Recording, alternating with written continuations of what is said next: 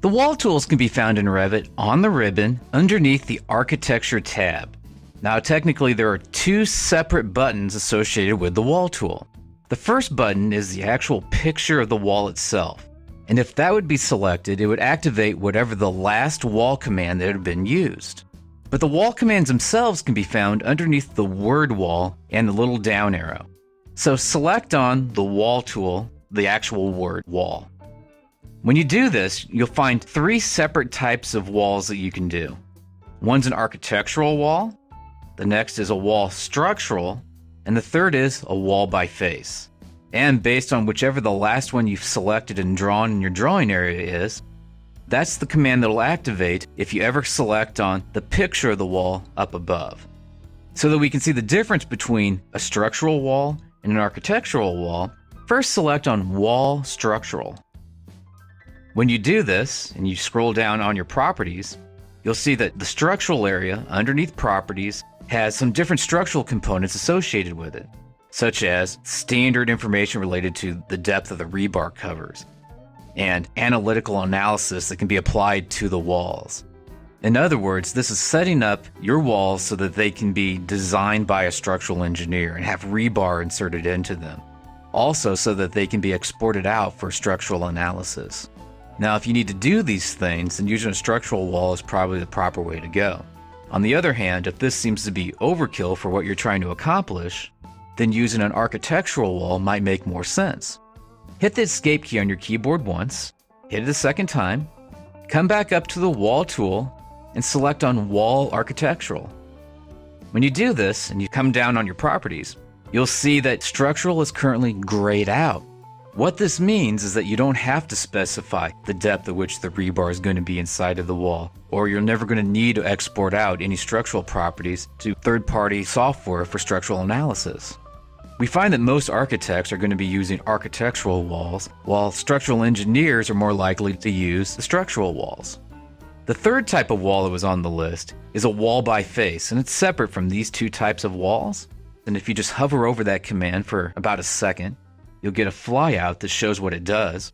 By using wall by face, you select on the outside of that cylinder in order to create a wall that takes on the form of that shape. This is how you can go about designing some of your more complex wall types. You can find your wall command underneath the Architecture tab in Wall, remembering that the word wall will enable you to do either an architectural wall, a structural wall, which will give you those analytical properties, a wall by face, which enables some of the more complex walls, and then the picture of the wall up here on top will automatically execute whatever the last tool it is that you had used. Walls in Revit don't have to just be straight lines. They can be arcs and polygons and a variety of other shapes. To achieve these different shapes, underneath the Architecture tab, select on the Wall tool, then pick Wall Architectural off of the list. You'll see that there's a Draw panel now up on the ribbon, and on the Draw panel, there's a variety of different shapes that we can choose from. The first one is the Straight Line tool, or just called Line.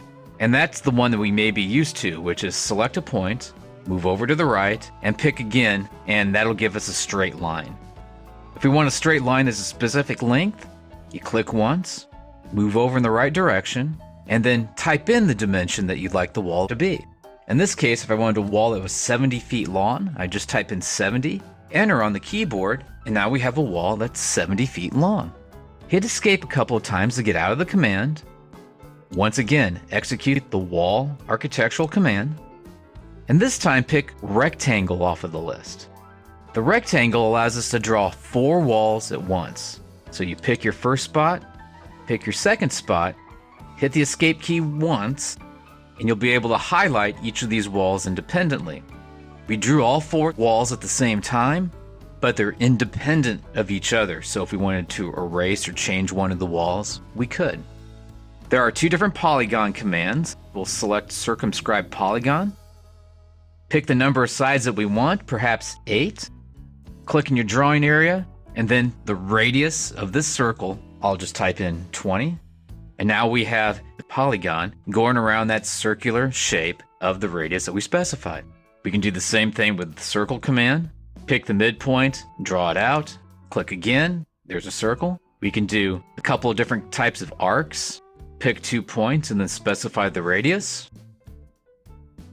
There's a tool here called the Pick Lines tool, which means if there's already lines drawn, you can pick those lines and have a wall automatically generate itself based on those lines. Let's try that really fast. Underneath the Architecture tab, click Model Line. Draw a line on your screen, or it could be 2 or 3 lines on your screen, and then hit Escape a couple of times to get out of the command. Once again, come into the Wall tool, Wall Architectural, use the Pick Lines tool, pick each of those lines, and you'll see your walls will automatically take on the shape of whichever lines they are that you picked. This works really well if someone has used an outside CAD program, particularly a CAD program that does all their drawings in 2D, and you want to trace over it really quickly. You can use the Pick Lines tool to do that. I'm going to execute the Wall Architectural tool one more time. And in particular, I want to show this one, which is the Fillet Arc tool. If you select on Fillet Arc, click Radius here on the options bar, type in 8 for 8 feet, then pick one wall, then the other wall. We can see it's done a radius right there, and it's cleaned the walls up in that location. Hit Escape a couple times on your keyboard to get out of the command. And so you have the full effect of exactly what it is that you've been drawing. At the top of your screen, click on the default 3D view house. And you'll see these walls and their different shapes. So if you want to be able to draw your walls with different shapes, or draw multiple walls to make up a shape, execute the Wall tool, pick the appropriate wall tool off of the list, and then underneath the Draw panel, pick either arc or rectangle, circle, polygons, or of course lines, in order to be able to draw that kind of shape that you want to be able to draw with your wall. This gray bar that we see on the screen that goes across the top of our drawing area is called the Options bar. Whenever we're executing a wall command, and we can do that by coming underneath the Architecture tab, selecting on the word Wall, and picking Wall Architectural, it will give us a variety of different options associated with that command. The first option will be height, and if we choose height off the list, it'll give us a wall that goes up from the level that this wall is being drawn at. If we choose depth, it'll give us a wall that goes down from the level that the wall is being drawn at.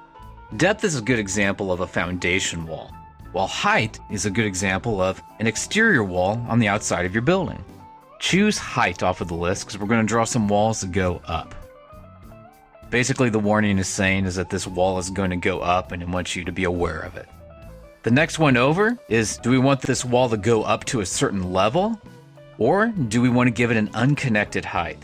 If we choose a certain level, then that wall will go from the level that we're currently drawing the wall on up to the level that we choose. On the other hand, if we select unconnected, we could then type in the dimension that we want for this wall. It won't be restricted to a specific level. It'll be whatever height that we tell that wall to be. In this instance, let's type in 12. So the wall will be a 12-foot tall wall when we finally draw it.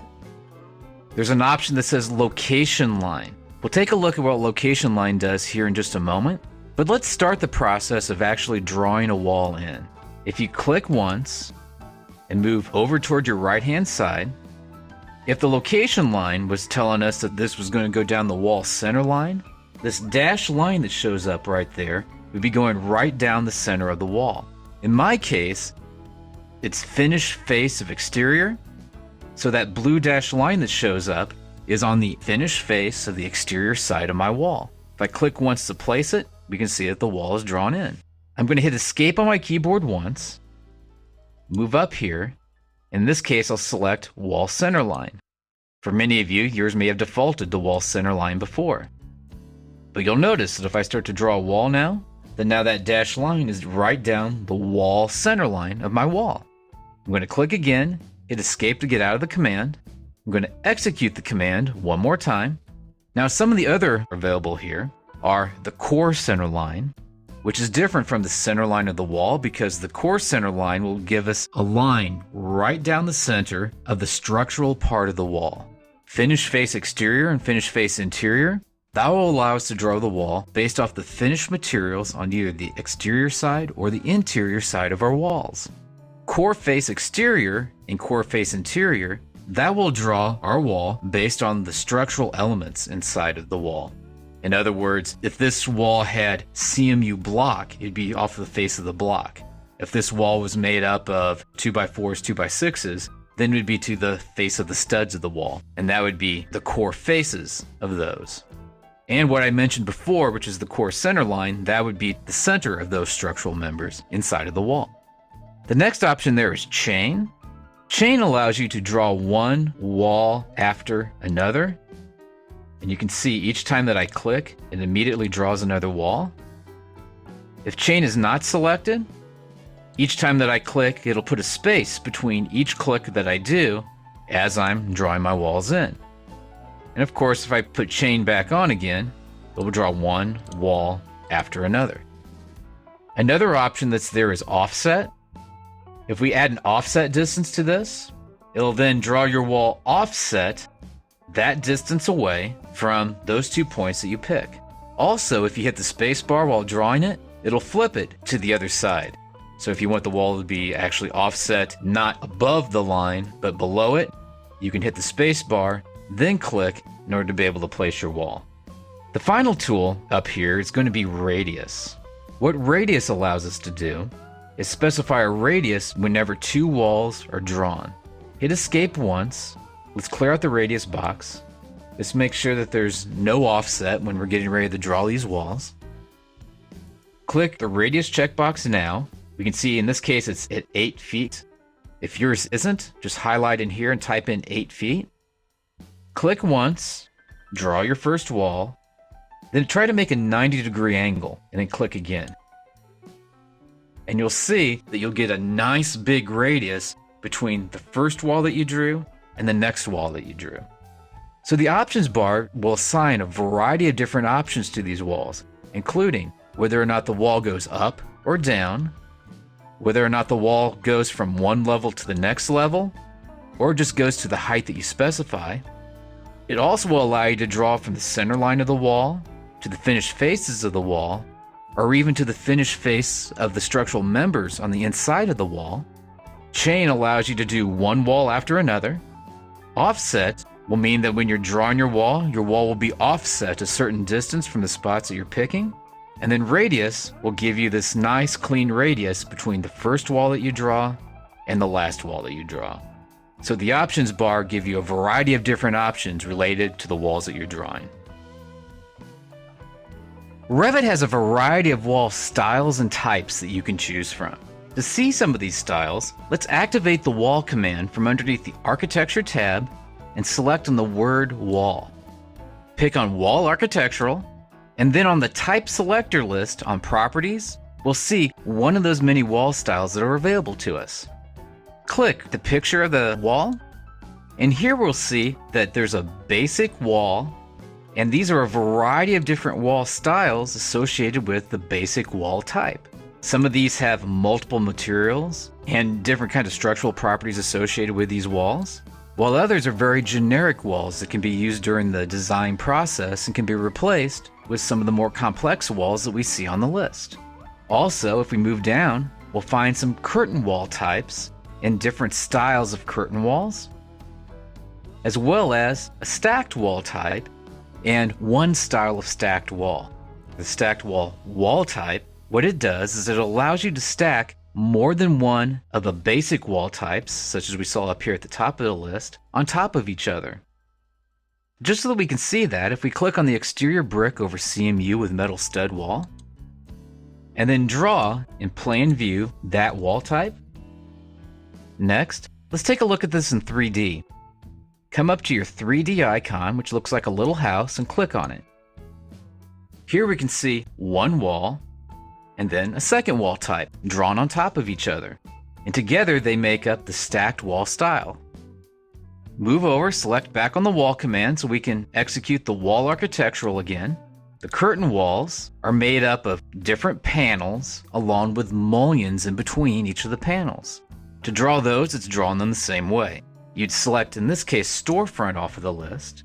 And even in 3D, you can draw this click your first point, click your next point, and then you'll start to see your storefront wall drawn in place, with glass panels and mullions automatically attached. Then you have your basic wall styles, and then picking one of the basic wall styles off of the list. In this case, I'll select the brick on CMU, click here, draw over in this direction. One of the interesting things that has happened in this case is that we're actually looking at the back of the wall. So to see the other side of the wall, come over and click on one of these corners, in this case, one of the outside edges of the view cube. By selecting on the corner of the view cube, it'll automatically spin your model around, and you'll be able to see that material on the exterior side of this particular wall. So there are three major different wall categories inside of Revit.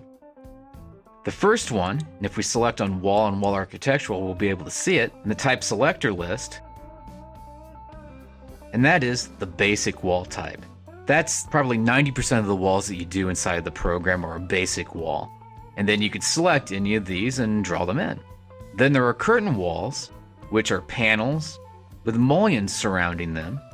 And the final wall type is a stacked wall type, which combines one of the basic wall types and another one of the basic wall types. And when you draw them, it'll draw them directly on top of one another.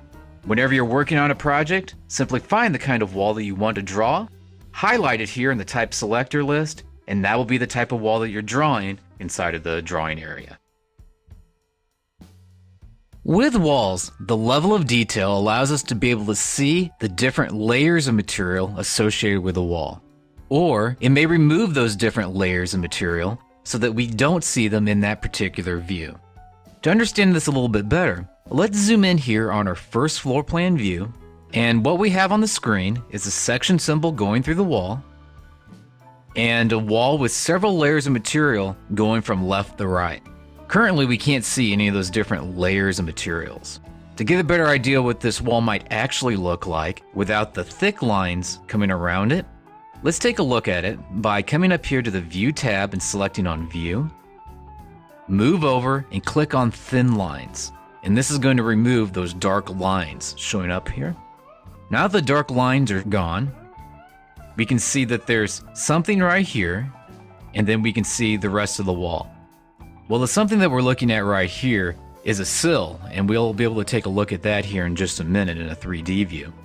Now, if I zoom back out so we can see the entire wall, move your mouse down, and select on this white box right next to the scale, and it's called Detail Level Coarse. Click on that. You'll find that in Revit, medium and fine almost always gives you the same level of detail. There are some subtle differences. Medium will sometimes show a minute less amount of detail. Sometimes fine will give you more rounded edges or more defined edges. But for the most part, medium and fine are the same. And coarse will present just like we're seeing here in the plan view. If you choose fine, zoom in a touch, you'll be able to see each layer of material that make up this wall. Let's take a look at this in a 3D view just for a moment. Come up here, select on a little 3D house. If your wall looks like this, you need to be able to see it from the other side. Just click on this upper edge of the view cube, and it'll spin the wall around, and you'll be able to see it from this side. In the plan view, I said there was this little sill that was showing up there. What I was really referring to is this piece right here. It's sort of jutting out away from the wall, and we could see that in our plan view. That really wasn't affected by that level of detail. Now, close down this 3D view by clicking on the X here in the corner. Select on the section symbol. When it highlights and turns blue, right-click on it and select Go to View. This will take you to a section view of this particular wall. In this case, we can see that the wall has multiple layers of materials associated with it. And there's that sill piece again that I was talking about earlier. Also, if you move down to the bottom of the screen, right here where the scale is at, click and then change this to coarse, you'll notice that those layers of material go away. Now, this level of detail is more than likely going to be appropriate for most building sections, where you don't want to see every layer of material, but you still want to be able to see the thicknesses of the walls, or floors, or roof, or any of those kinds of objects. On the other hand, if you want to do enlarged details, true section views where you're going to be defining each layer of material, come down, change this to a fine level of detail, and you'll then be able to see each layer of material, may it be in walls, or this is appropriate as well in roofs, floors, ceilings, a wide variety of different kinds of Revit objects.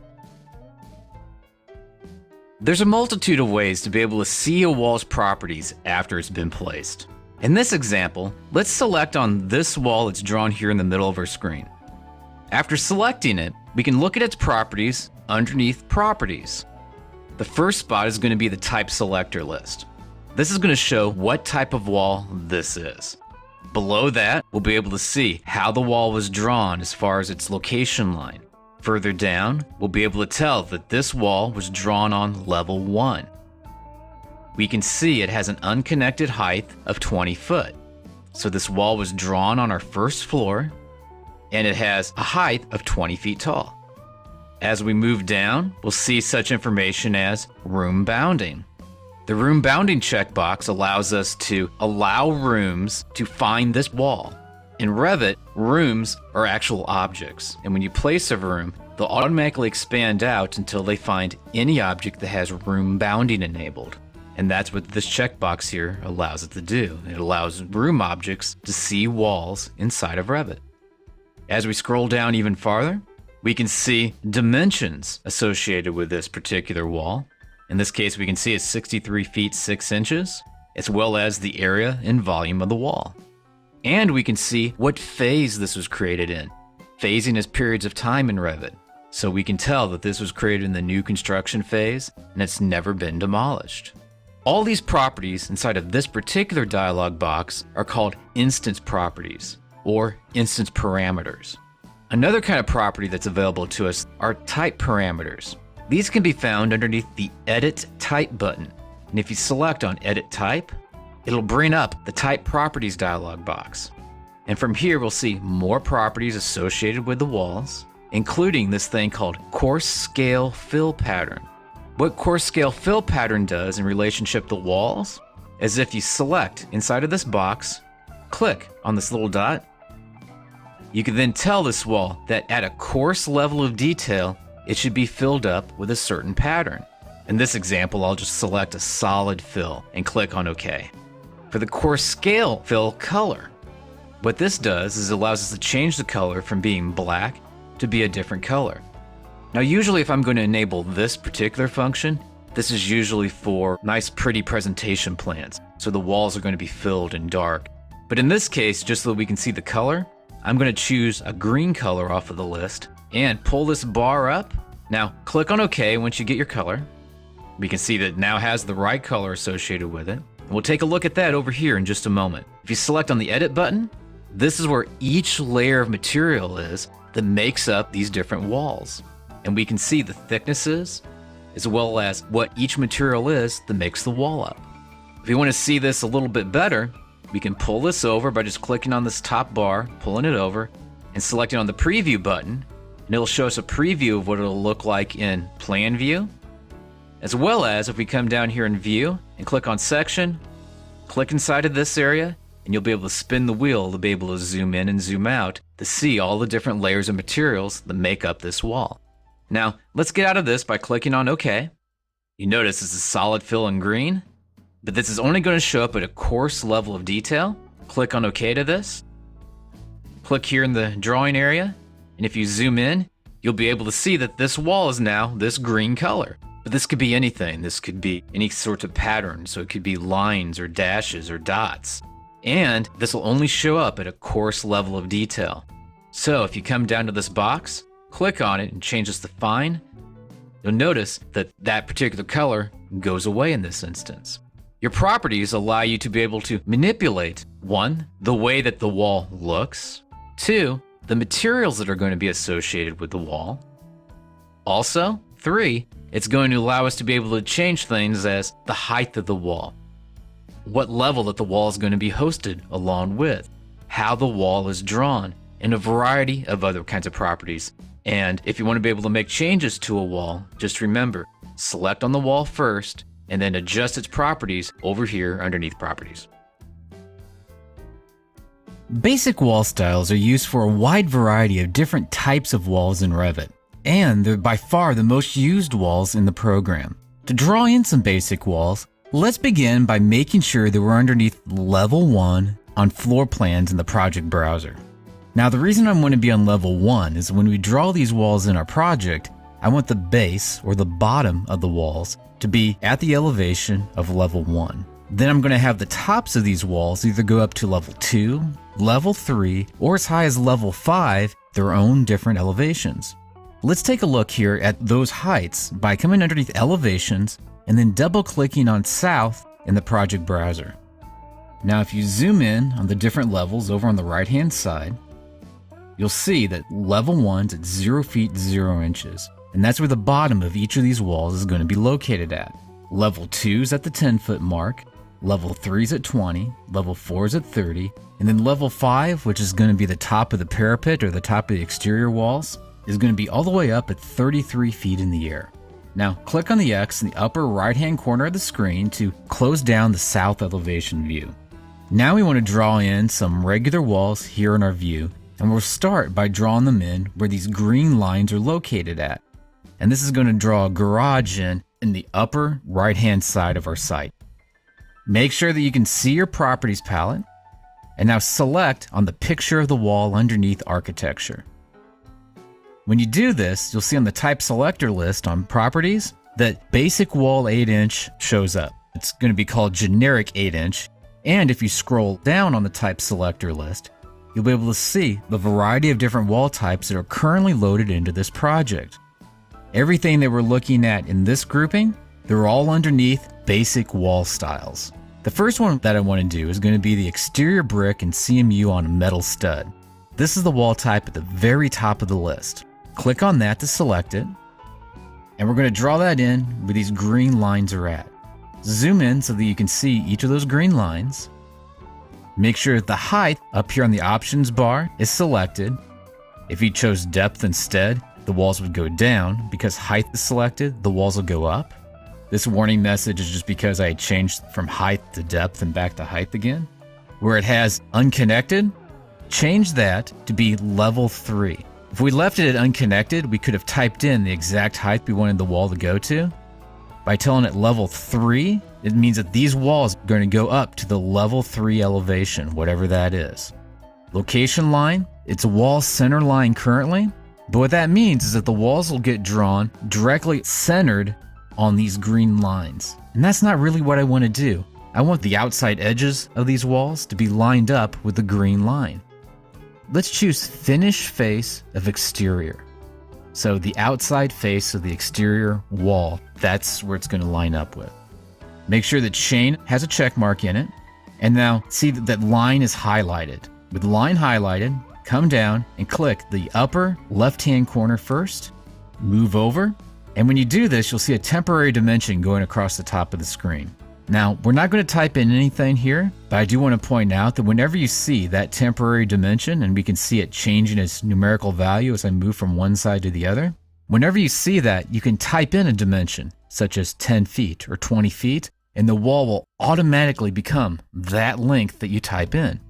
In this case, though, I don't exactly know what the total length of this line is, so I'm just going to come over here and just click at the end of the line.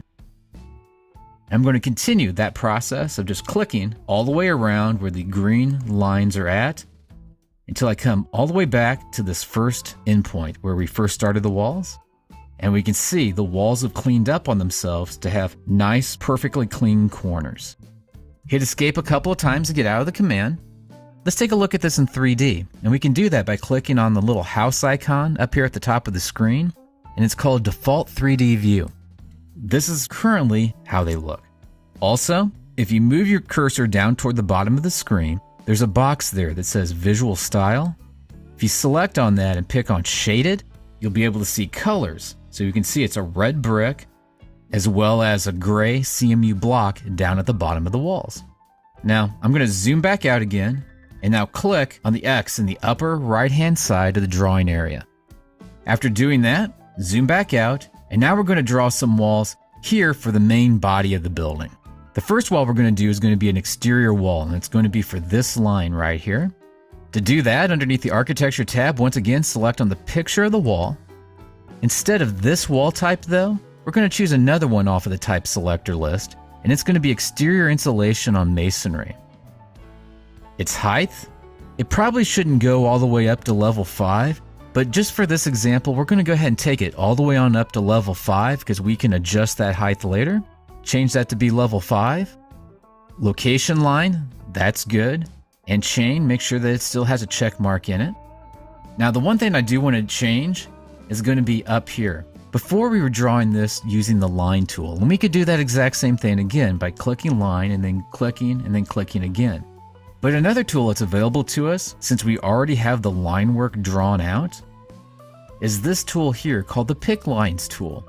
And if you select on Pick Lines, verify that this information is still the same on the options bar, it should be. Now move down, and then based on which side of the line your cursor is at, you'll see a dashed line. Make sure that dashed line is on the inside of the line, or in this case, that means underneath the line. And when you see that dashed line there, click to place your wall. Over here underneath Properties on the Type Selector list, select where it has the basic wall exterior insulation on masonry, and we're going to choose a different type of wall off the list. It's going to be the generic 8-inch masonry, and we're going to do a few more walls using this wall type. For the height, we're going to leave it at level 5, move over here to where it has line and just that single dash line going to the left-hand side and click. Do that again in this location. Do that again here at the smaller line at this location. For this line, make sure that the dash line is above it. Same with this line here, make sure that the dash line is above it. One of the things that you'll notice is that this column, which is an architectural column, is automatically cleaning up with this wall right here. Later on, this wall will get moved away from the column, and when it does, this column will automatically heal itself again, so it will once again be perfectly round. For the next wall that we want to do, move your cursor up and make sure that the dash line is toward the right this time of that line to place that wall in. Now there are 3 more kinds of walls that I want to place in here. There's going to be a wall here, and then a wall here. But I don't want them to be the generic 8-inch masonry. So once again on the type selector list, we're going to be looking for 4 7/8 inch thick wall. This interior 4 7/8 inch partition 1 hour wall will work just fine for us. So select on that. The height, in this case, I only want it to be going up to level 2. It's not going to go all the way up to the roof, so level 2 will work just fine. The location, in this case, let's do it to the inside face of the wall for once. So choose Finish Face of Interior. Make sure that the dash line on this line here that's over on the left-hand side, that the dash line is on the right-hand side of that line, and then click. Do the same thing with this line right here, making sure the dash line's on the right. And with this one, make sure the dash line is on the left. Hit Escape a couple of times to get out of the command. Now, to get a better look at what it is we've drawn, move back up here to the 3D view and select on the default 3D view. And here we can see the different walls that we've drawn in at different elevations. These going up to level 2, this went up to level 3, and these went up to level 5. So to draw in your different basic wall types, you come underneath the Architecture tab, select on the picture of the wall, choose the type of wall that you want off of the list, and then set all the properties related to that type of wall. And by the way, we now have level showing up here just because we're in a 3D view. When you're in a plane view, it automatically assumes the level, so it doesn't give you that option. But you set all the options related to that wall here on the options bar going across the top of the screen. A curtain wall is a kind of wall that's usually made up of different panels as well as mullions. And these panels, in many cases, are made out of a glass-looking material. With this building, we're going to have a curtain wall that goes around the perimeter of our building, as well as a couple of interior curtain walls that will better define some of these interior spaces.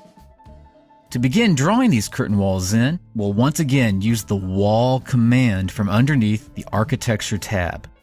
Pick on the picture of the wall. On the Type Selector list, underneath Curtain Wall, make sure that Storefront is selected. For height, since we're going around the outside first, make sure this goes up to level 5. That'll be the actual height.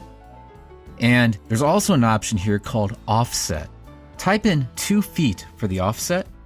Once you've done that, where this grid line A crosses over this wall, you'll see it comes to a little X.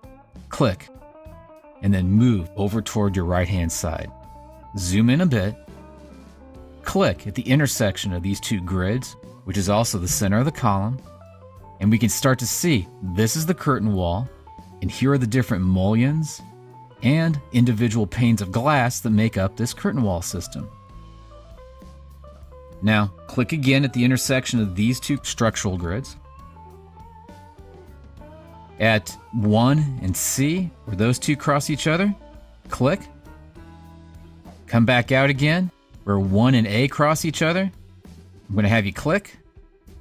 And then right here, where this line crosses over this line here that makes up the wall, click again. By doing that, we've now placed a curtain wall all the way around the perimeter of our building.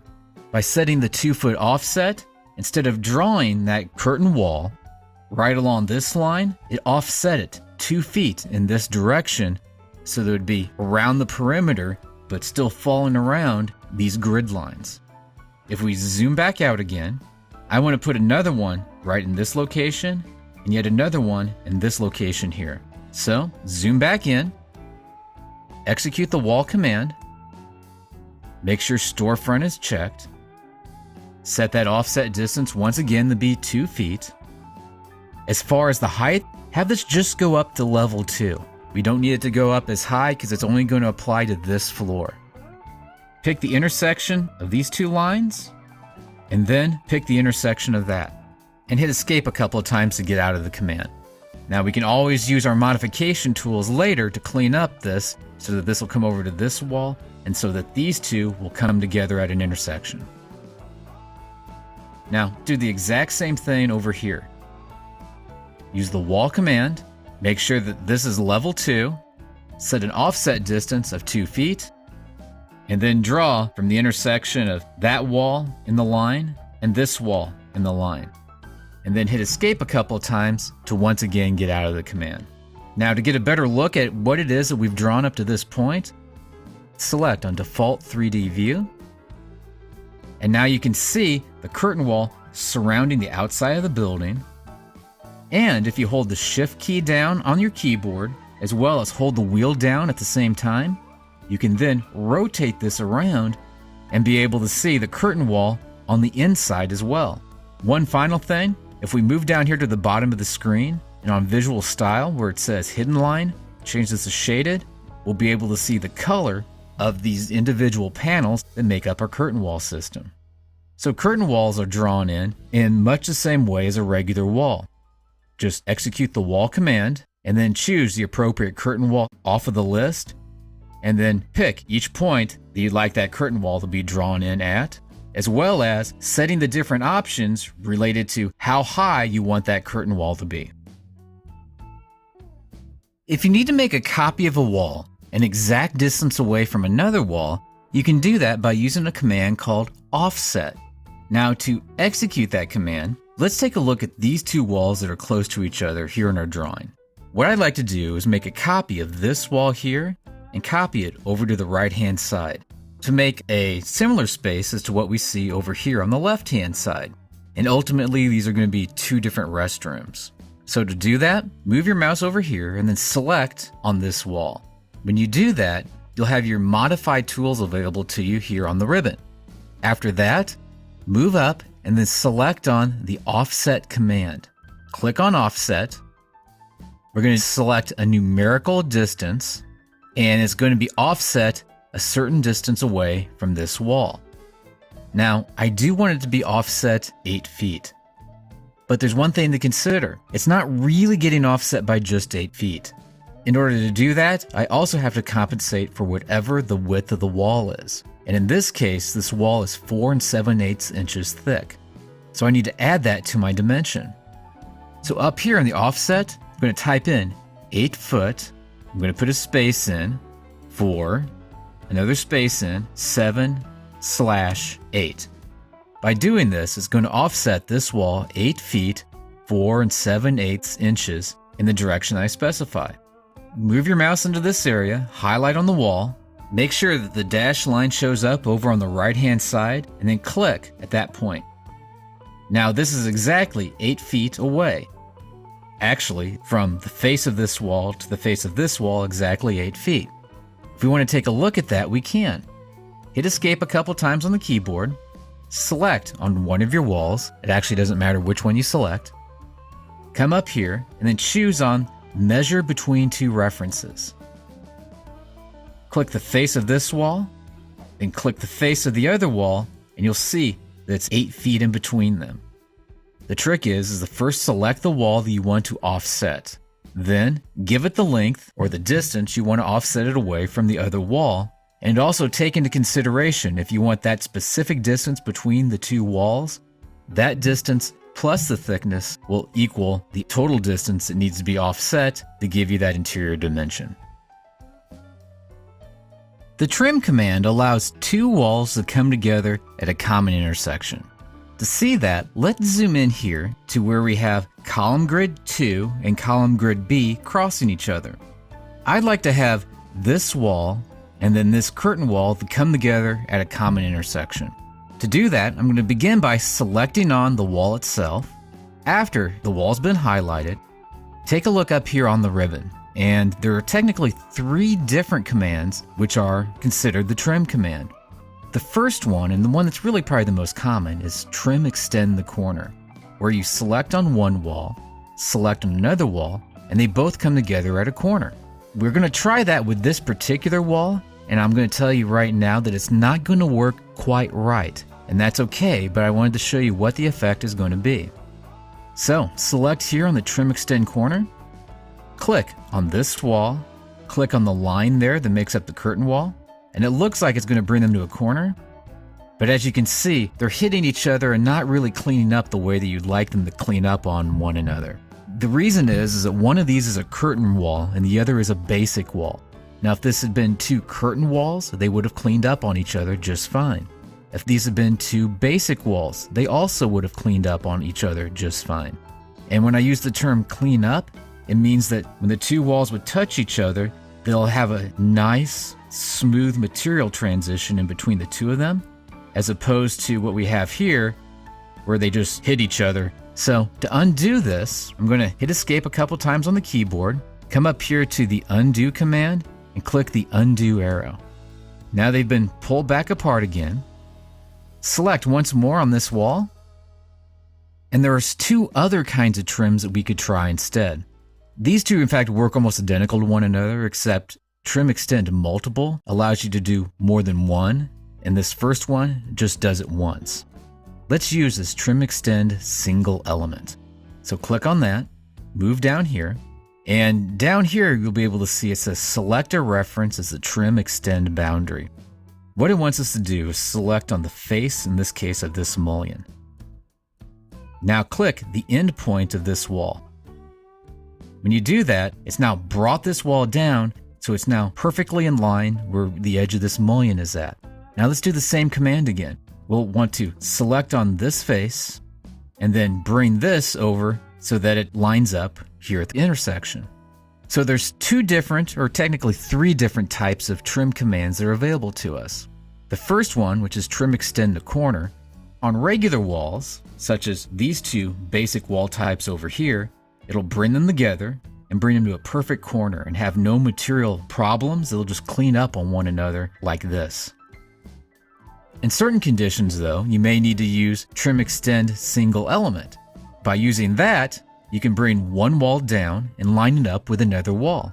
By using that command twice, you can then bring them together. The third option, which is Trim Extend Multiple Elements, would have been if we had had 3 or 4 walls we wanted to bring up and have go flush against the face of this wall. We could have picked this wall first, and then picked each of the walls we wanted to stretch themselves out and then hit the face of this wall, and it would have worked with multiple walls instead of just the one wall. The split wall tool is used when you need to split a wall into multiple different pieces. In this example, let's zoom into this room right here between your column grids 3 and 4. What I'd like to do is split this wall up into multiple pieces. To begin doing that, we need to first select on the wall, then come up to the Split Element tool up here on the ribbon. Click on Split Element, and the most important thing is this box over here, and it's called Delete Inner Segment. If we have Delete Inner Segment checkmarked, what it will do, and you'll see this little X-Acto knife blade saying I'm going to split wherever this blade is touching. So click once right about in this location.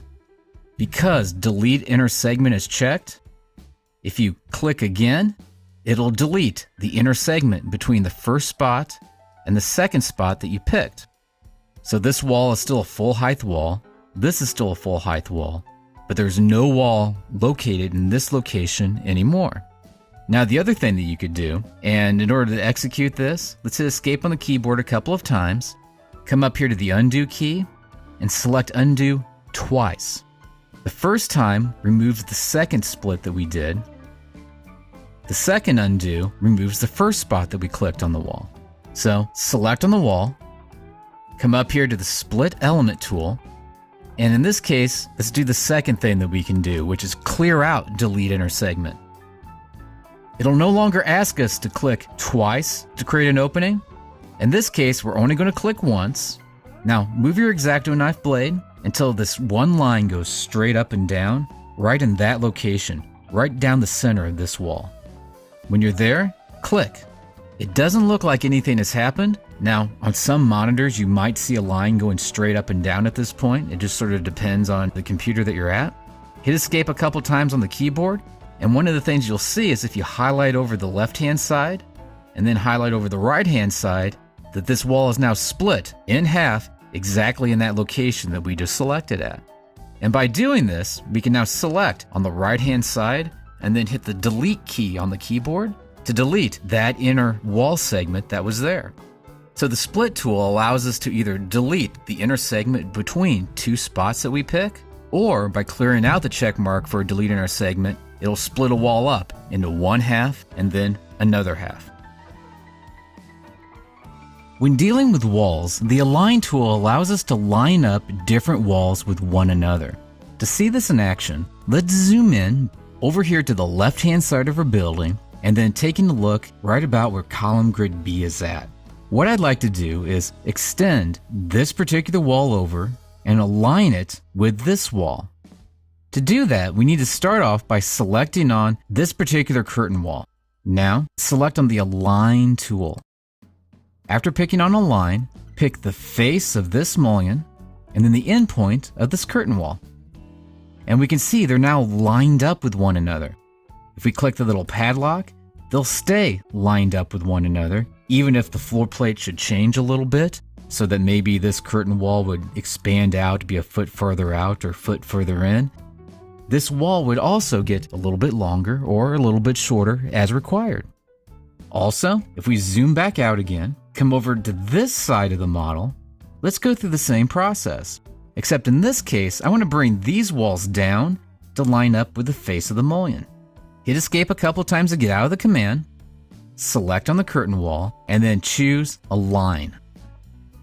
Make sure that you have a check mark in multiple alignments. If you do, it means that we can pick this wall and have them both come down.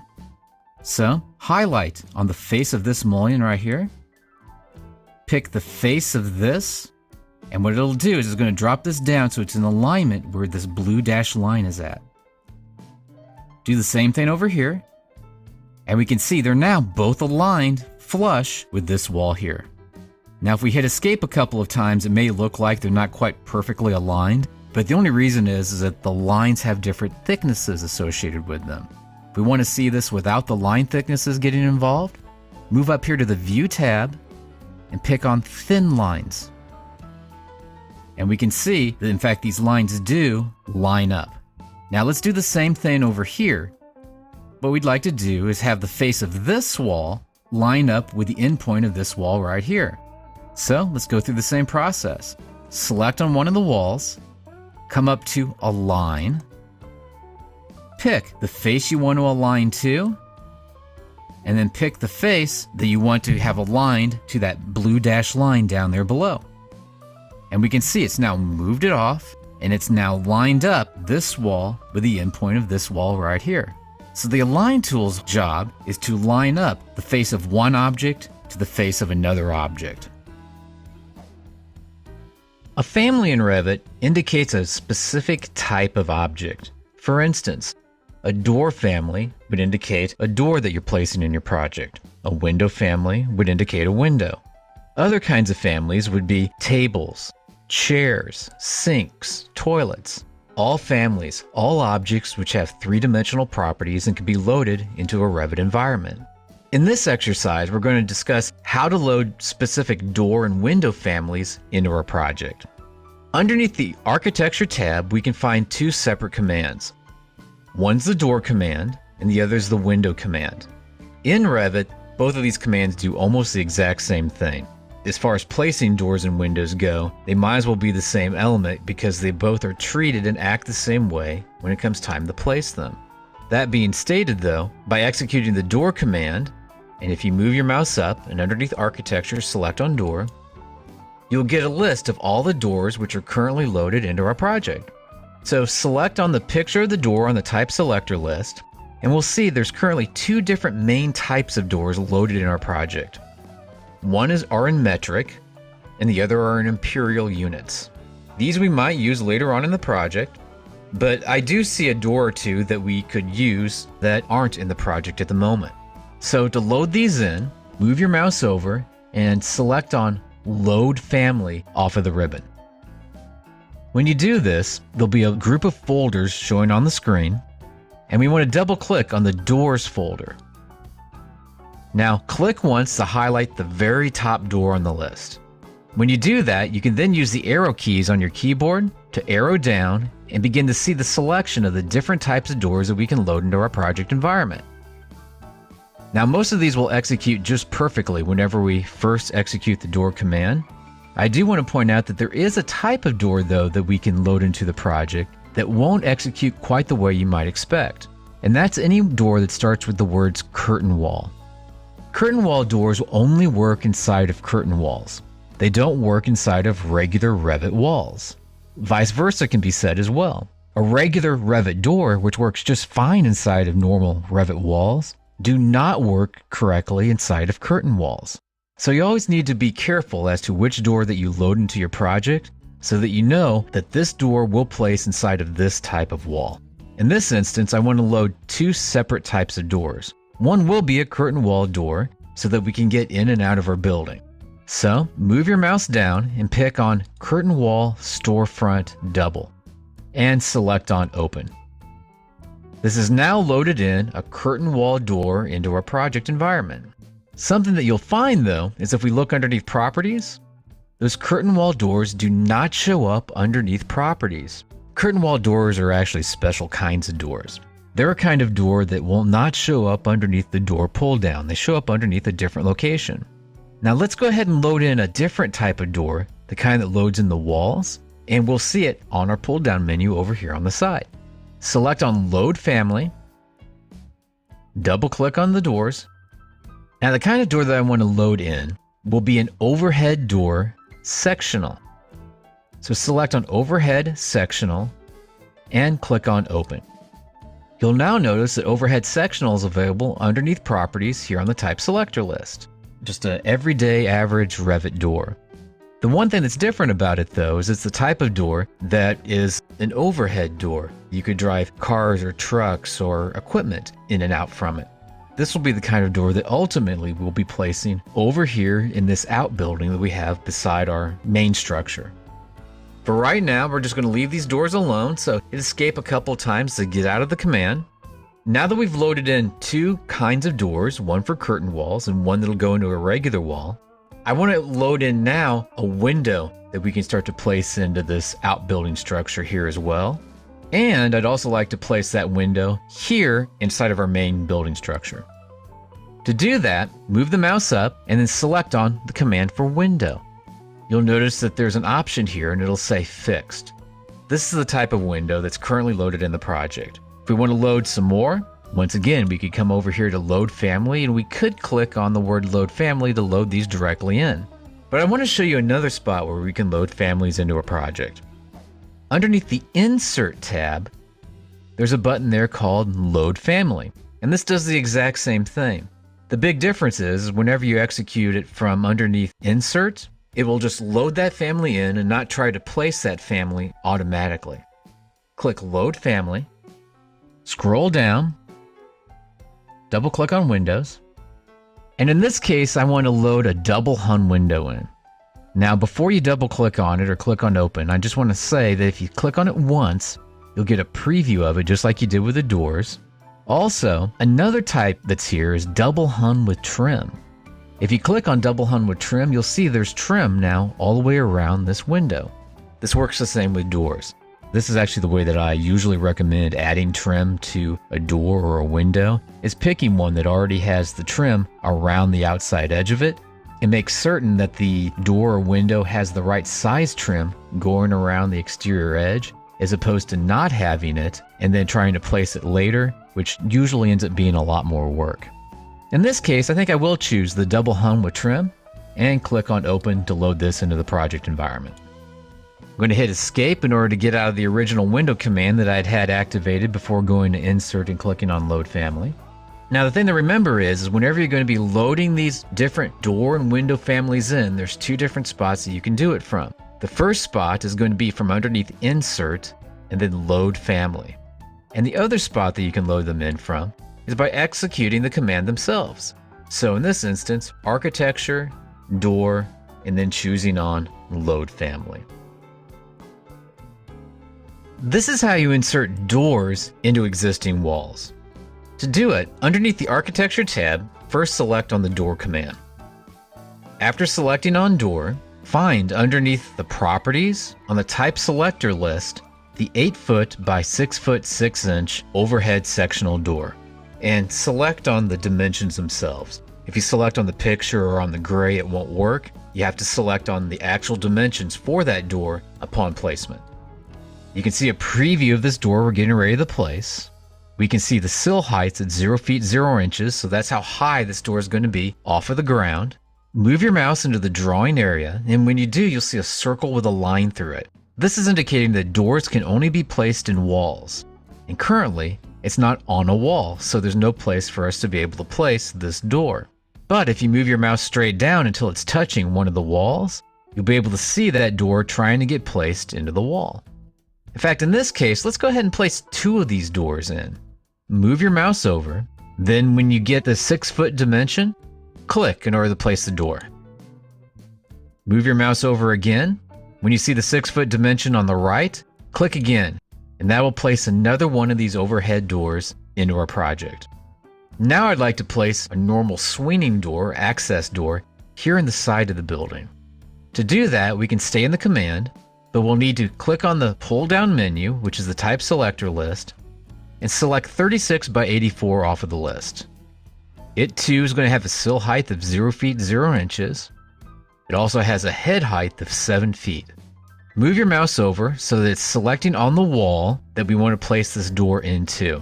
Now before I even click, you'll see that if I move to the left-hand side, the door will swing out.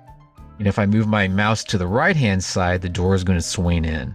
Also, if I want to change this from being a right-hand swinging door to a left-hand, you can just click the space bar to flip it from one hand to the other. Place it where you'd like to in the wall, just by clicking. Now we have the door and it's in the right place. Hit escape a couple of times on the keyboard to get out of the command.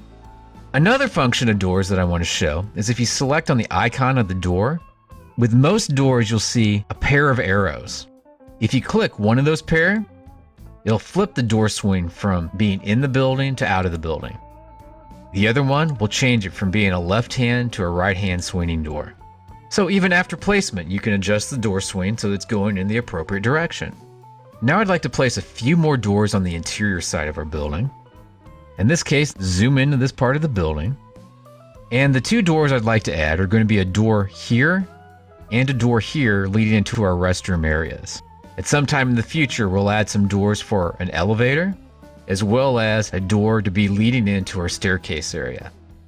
Select on the door command one more time. 36 by 84 in this case works just fine for me.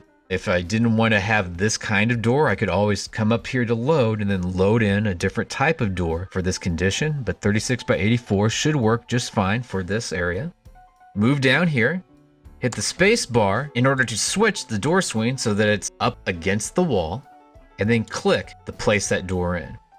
Do the same thing over here, move your mouse over, hit the space bar if need be to switch the door swing, click, and now we have doors in both of these different locations. Zoom back out again so you can see your doors. One other item that I want to point out is there is an option here for tag on placement. Had tag on placement been checked, then the second we would have placed these doors in, it would have automatically placed a door tag in each of these door locations. So to place a normal door, just remember, click on the Architecture tab, click on Door, then select the appropriate door off of the list, move your cursor over, find a place where you want to place a door, and then click, and that will place the door in that location. Placing doors into a curtain wall system is much different from placing a door into a regular wall. In fact, if all you do is select a door off of the list underneath Architecture, and then try to place it directly onto the curtain wall, you notice that it won't even allow that to occur. The reasoning behind this is that a normal door will only insert into a wall. It will not insert into a panel. And that's what a curtain wall is actually made up of. It's a series of panels that are joined together by a mullion. As a result of that, we don't want to place a regular door into a curtain wall. We want to be able to place a panel which acts like a door into the curtain wall. To accomplish this, we're going to be best served by trying to go into an elevation view and then placing this door from the elevation view. I'm going to hit escape a couple of times to get out of the command. Underneath your project browser, double click on the word south underneath elevations. This will bring up the south elevation of your building. Where I'd like to place a door in will be right in this panel right here. I'm going to move my mouse up and then highlight right where that panel is at, and then click the tab key. Now for some people, this might start to tab through and be able to highlight the individual panel as I highlight over that line and then hit tab. In my case, it's making music. What it's trying to indicate to me is that this is currently locked or it's currently pinned down. As a result of that, if you're in Revit 2014, you'll have some pin tools over here. And this one is called Select Pinned Elements. Click on this button here if you're getting that music. It's not allowing you to select. When you do, you should be able to then move your mouse back up. More than likely, an individual mullion will highlight, just like mine is. And then if you click the Tab key on the keyboard, continue to do that until eventually one panel is highlighted blue all the way around that panel. Then just click in order to highlight it. When it's highlighted, you'll see a pin. Click on the little pin head to unlock this particular panel so that it can be modified. At this point, go to your Properties tab, and you'll see that this is a System Panel Glazed. Click on System Panel Glazed, and at the bottom of this list, click on the word Storefront Double. And it will replace that particular panel with this style of door, which is a particular door panel. One problem we have here, though, is it's currently sitting on top of a mullion. To get rid of this extra little mullion, simply highlight where that mullion is at, unpin it by clicking on the little pin head, and then either right-clicking and deleting, or just hitting the delete key on your keyboard, and you'll see that the door will automatically adjust the fit inside of that particular panel. We can do the same sort of thing with our interior curtain walls. Let's close this view down by just clicking on the X up here in the corner. Select on your 3D view, and let's take a look at our interior curtain walls. I want to point out that you can spin this building around by holding down the Shift key and the wheel on your mouse at the same time. And now move your mouse from side to side while holding the Shift key and the wheel down. In this case, once you're in a position to be able to see your two interior curtain walls, zoom in, move your mouse over where one of these panels is located at, and then hit the Tab key and then highlight on that particular panel. You'll notice that this panel is grayed out over here currently under Properties. Click the pinhead, it's no longer grayed out. You can once again replace this with the Storefront Double. If you zoom in, move your mouse until that mullion at the bottom highlights, unpin it, and then click the delete key on your keyboard. Do the same thing over here on the side. When you're at the edge, hit the Tab key until the panel highlights. Once it highlights, click on it, unpin it, change this to be the storefront double, click on the mullion, unpin it, hit delete, and now we have doors on the inside of our building. So to be able to place doors into curtain walls, it's important to remember that you can't place a regular door into a curtain wall. It has to be a door panel. And to do that, you need to hit Tab to highlight the panel. Once that panel is highlighted, and sometimes you might need to move your mouse around to get it, you click on it, unpin it if required, and then choose the appropriate door off of the panel list. In this exercise, we're going to place windows into our walls. To do this, we come underneath the Architecture tab and select on the command Window. After picking on Window, we'll see underneath Properties on the Type Selector list, there'll be a picture of the window that by default is going to try to place. The one that shows up here is whatever the last one that would have been placed in the project or the first one to load. If you click where the picture of that window is at, you'll see fixed windows, as well as the double hung windows that were loaded into the project. For this example, I'd like to have a double hung window, and I am going to choose the 36 by 48 off of the list. We'll notice under Properties, when we did that our sill height and head height adjusted to be appropriate for this size and this type of window. If we wanted to change this to be something else, we could. For instance, if we wanted this head height to be 6'10" instead, click inside of the comments just so that we're not inside of this box. And you'll see that the sill height automatically adjusted by 2 inches. If we change the sill height to be 3 foot, the head height, when we click inside of comments, will automatically adjust to be the appropriate height. Now, move your mouse over and click right in the middle of this wall, or at least get it close to the middle of the wall. I'm going to zoom in just a little bit so we can take a look at it. Here's right in the middle of the wall, and I'm going to click in order to place this window in. Now, something about this window, if I zoom in a little bit tighter, I can see that when I placed it, the glass is on the inside. If your glass is toward the outside, that's fine. That's actually where the glass should be. But when I click to place it, I accidentally clicked in slightly the wrong location, and the glass is toward the inside of the window. To flip the window, I can just click on the window, click on the double arrows that show up then, and now the glass is closer to the outside, which is the general area where the glass should be in relationship to everything else in this wall. We're going to place a couple more windows in, one here and one right here. So activate the window command, keep the same settings that you had before, click the place one, click the place another one, and now we have 2 windows in there going across the top. I'd also like to add in at least a couple windows on our main building down below. In fact, I'd like to add them inside of this room right here. To do that, once again, we're going to activate the window command underneath the Architecture tab. And in this case, I don't want to have a double hung with trim. I want to use a fixed window that's 36 by 72, so a nice large window in this space. I'm not going to change the sill height or head height, but I could at this point. I'm going to move my mouse and then start to place this window here on the inside. Whenever you see these dimensions show up, if the dimension is on the outside of the building like this, traditionally, if we're going to place the window the way that we are, this means that the inside of the window is on the outside of the building. In other words, if you see these temporary dimensions show up there on the outside, it's indicating that the side that the temporary dimensions are on, whenever we're dimensioning to the center of the window, that is the inside of the window. As a result of that, I want the temporary dimensions to be on the inside of the building. So if I move my mouse up, now that the temporary dimensions are on the inside of the building, and I know that those temporary dimensions are on the inside of the window, I know that I have my window facing in the right direction. So click. Once again, make sure those temporary dimensions are on the inside of the window or on the inside of the building, and click again in order to be able to place those windows into the wall. So to place windows into a wall, it's just a matter of selecting on Architecture, picking on Window, picking the appropriate window off of the list, setting your head height and sill height to be appropriate, and then picking the spot along the wall where you want that window to be located. Revit has an interesting trick that allows us to be able to space our windows evenly, either on a wall or inside of a space. Here's the trick. I'm going to zoom in on this building in the upper right-hand side of our screen. And I want to space our windows evenly along this wall. Underneath the Annotate tab, we're going to select on the Align Dimension.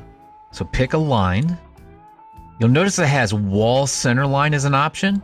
We don't want that. We're going to change this to be Wall Faces instead.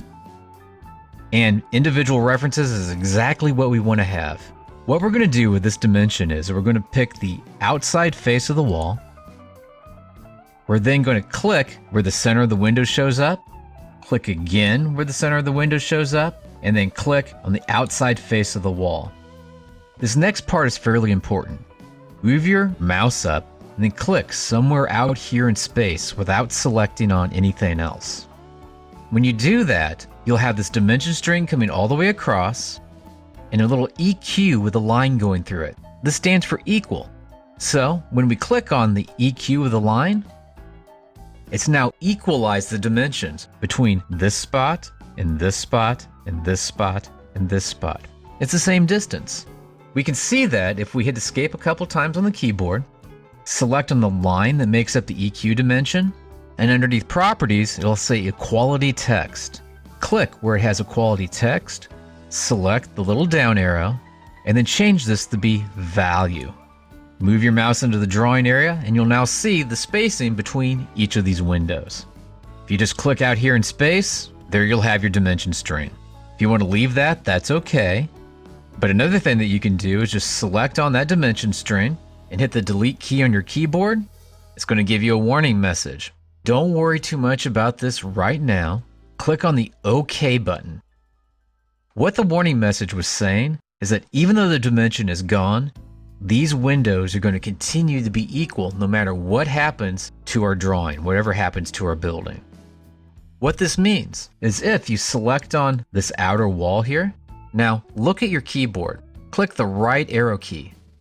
You'll notice if you start tapping on the right arrow key, it's going to nudge that wall over to a different location. But as you nudge that wall over, the window stayed centered along whatever the length of that wall is. Go to the left again, it'll do the same thing. Now in order to get the wall back in the location that it was at, I'm going to click and hold my mouse button down along the edge, and then let go when it snaps onto that green line, and then click out into space. You'll also notice that the window that was on this wall here actually moved out with it, and it stayed locked when you moved it back in. Now, I want to do the same thing with these windows here, but instead of having those windows be centered or equally spaced along the length of the entire wall, I want them to be evenly spaced inside of this particular room. To do that, we also need to use the Align Dimension string. Once again, make sure Wall Faces is picked. Click the interior wall face, and then the interior location, or the center location in this case, of each of the windows, and the interior wall. Then select somewhere out here in space. Find that little EQ sign, click on the EQ, and it will equalize between this spot to this spot to this spot to this spot. Now our windows are centered inside of the room. So to be able to equally space your windows either along the outside of a wall or on the inside of a room, be sure to select on the Annotate command, pick the Align Dimension off of the list, pick each spot you want to dimension to, and then select the little EQ to equally space them between each of those points that you picked. Tagging doors and windows in Revit is one of the fastest things that you can do in the program. I will point out that when you're first dropping the doors and windows in, when you execute that command, and in this case I picked on the architecture command, I'm going to pick on door, that if tag on placement had been highlighted, it would have automatically placed the tags in at each door location as I was dropping them in. But perhaps we didn't want to have that, or maybe we made a copy of the view, the tags just didn't carry over into the copy of the view. If we want to be able to place tags after the fact, we can do that. Underneath the Annotate tab, there's going to be an option called Tag All. Technically it's Tag All, not Tagged. Highlight Door Tags, come down on the list, hold down the Control key and select on Window Tags. Now that door tags and window tags are both highlighted, if you select on OK, it will automatically tag every door and window in the project. Now, certain types of doors, such as the regular doors that we placed in, will have a number already associated with it. And the reason is that doors and windows, when they're first inserted in, will automatically have a number usually associated with them. But certain kinds of doors, such as the ones you'll find in your curtain walls, by default usually don't have a door number associated with them. So to give them a door number, you can just click on the door tag, click on the little question mark that shows up down there, and then you can fill in that information. For instance, if this needs to be number 6 or 106, you can type that information in. I can come up here, select on this, click the question mark, type the appropriate information. Another thing that I could do is go into the schedule and change it on the door schedule. It would automatically update here in the bubbles. Also, if I select on the door itself, look over for its mark number over here, and type in whatever number I want it to be. In this case, I'll type in a longer number, such as 109. We can now see that this is door number 109. So as a result of this, if you want to tag your doors and windows, and actually a variety of other objects, quickly on the fly, it's a simple matter of coming up here to the Annotate tab, selecting on Tag All, telling it which objects you want to give a tag to, and then clicking OK, and it'll automatically tag each and every one of them. Then to change the information in the tag, either go into the door schedule and change it there. In this case, this project currently doesn't have a door schedule set up. You can change it by selecting on the door itself and then changing the properties of it over here. Or finally, you can select on the tag, click in the tag, and then manually change it to be the number you want it to be. In this exercise, we're going to discuss the 3D View button. The 3D View button is up at the top of the screen, and it's selecting on the little house that says Default 3D View. When you pick on that, it'll take you to the view named 3D from underneath 3D Views. What this means is it will always take you to the view named 3D underneath 3D Views. For instance, if we would double click up here where we have our floor plans on any of the floor plan levels that are there. When we double click, it'll bring up a different view. If you come up to the 3D View button and select on it, notice that it's automatically taking us back to that view called 3D. But it always takes us back to the view named 3D. So if we would right click under the project browser on the words 3D, come up to rename and rename this something different. I'm just calling this view 123, and I'm going to click on OK. We can now see that there's a 3D views, and the view's name is view 123. Now this is the exact same view that 3D views button was taking us to before. If we would select here inside of the 3D view, come up to the edge of the view cube and click one of the corners of the view cube, this is going to spin this building, which is halfway through its development process, around on the screen. Also, we can view the 3D view by holding down the Shift key and the wheel at the same time on the mouse, so we can see it from all these different sides. But we're still inside of the view 123 as we do it. And if you come back up to the top and select on the default 3D view, we'll automatically create a new view that's called 3D. That's what it always does, is it will always create a view called 3D, or if you go to another view, in this case I double clicked on my view 123, it will take you back to the view named 3D when you select on the 3D view button. One other property of it is if you're working in what's called work sets, which means multiple people can be working on the project at the same time.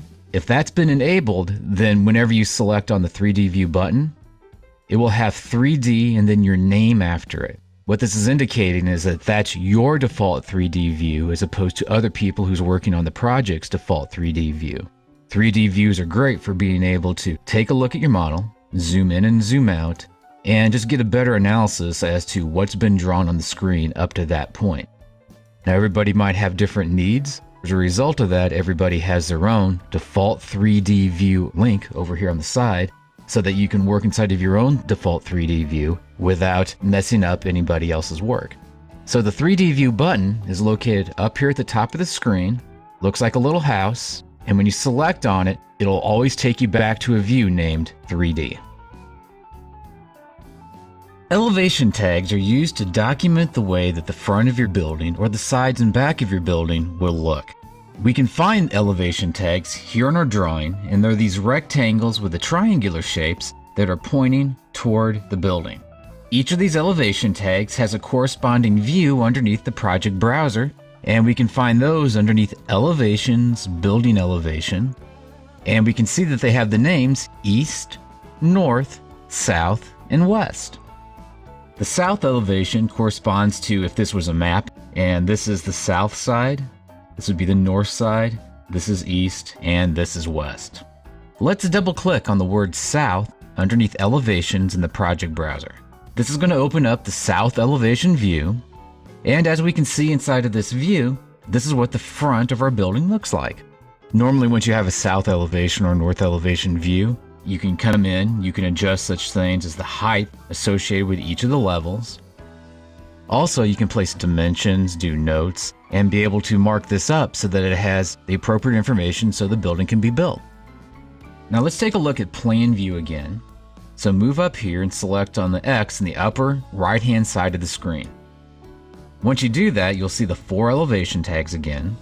And I want to point out that if you highlight over one of these elevation tags, the body will highlight and then the little tip of it will highlight. And the reason is that they do 2 separate things. The tip, or the triangular shape, if you select on that, what you're going to see is a single line going across here. You want anything that should show up inside of the elevation to be on this side of this line. In other words, if this line would happen to be crossing over or be behind an object, you wouldn't be able to see it in elevation. Now, let's double click really quickly on the triangular shape, and you'll see that that's another way that you can use the elevation tags to be able to zoom in or be able to go to a specific view that you want to be able to see. Once again, I'm going to come up here into the upper right-hand side and click on the X. Now do the same thing with this elevation tag up here, the North elevation tag. Double click on it really fast. In this case, we're seeing the side of the building. We can see the glass that makes up the different curtain wall assemblies, and we can see the wall here. That's the north side now of our building. Click on the X. Now each of these are exterior elevation tags. They don't necessarily have to be square, but by default in this case they are. I will say though that if you select on the actual rectangular portion, one of the things that you'll see is some extra arrows showing up as well as boxes there. Also, if you select on your properties, we can see this particular one, this is the elevation, building elevation. If you click where this picture is at, you'll notice there's also another option here that says interior elevation. By clicking on that, we can see that the tag will now change to be a circular tag, which in this instance has been set up so it will look like it's an interior elevation tag, which is used to define such things as the way that a bathroom layout might look, or how the cabinets in a kitchen may look. Click one more time here on the type selector list under properties and select on building elevation to bring this back to be a rectangular shape.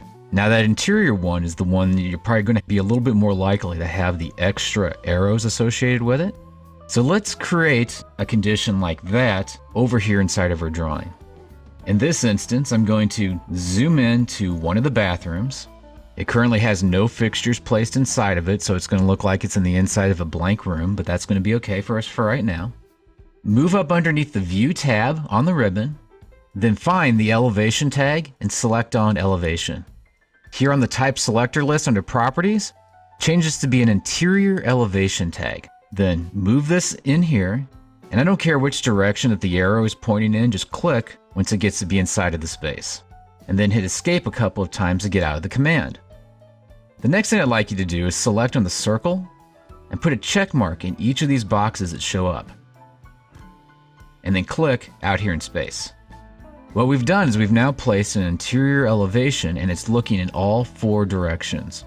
Now if we would look at one of these 3 elevations, we wouldn't be able to see much other than just a wall. But this elevation here, which I'll call the south elevation, which is elevation 1-B, we should be able to see a door with it.